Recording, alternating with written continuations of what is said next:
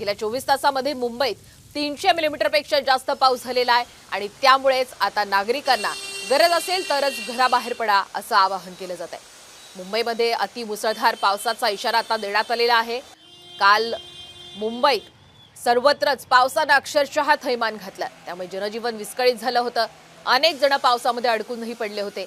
आज पुन्हा अशी परिस्थिती येऊ नये म्हणून मुंबईकरांना आवाहन केलं जात आहे, अति महत्त्वाचं काम असेल तरच घराबाहेर पडा।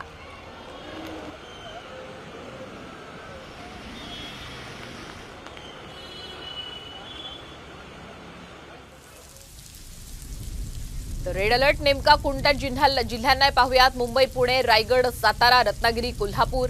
ऑरेंज अलर्ट ठाणे आणि पालघर या 2 जिल्ह्यांना आहे।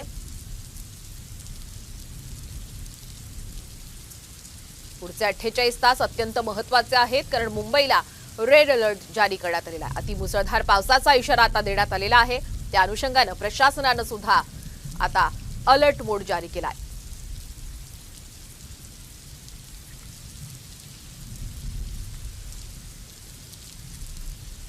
तर आपण पाहिलंय सध्या मुंबईला 48 तासांचा रेड अलर्ट देण्यात आलेला आहे। त्यामुळे पुढचे 48 तास म्हणजे पुढचे 2 दिवस हे अत्यंत महत्त्वाचे आहेत। त्यामुळे मुंबईकरांनो जर गरज असेल तरच घराबाहेर पडा, अन्यथा पडू नका।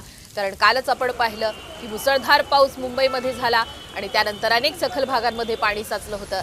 मध्य रेल्वेची, हार्बर रेल्वेची जी रेल्वे सेवा आहे ही ठप्प झाली होती। त्यामुळे आता गरज असेल तरच घराबाहेर पडावं असं आवाहन केलं जात आहे। महाराष्ट्रातील सर्व बातम्यांचे विश्वासार्ह व्यासपीठ,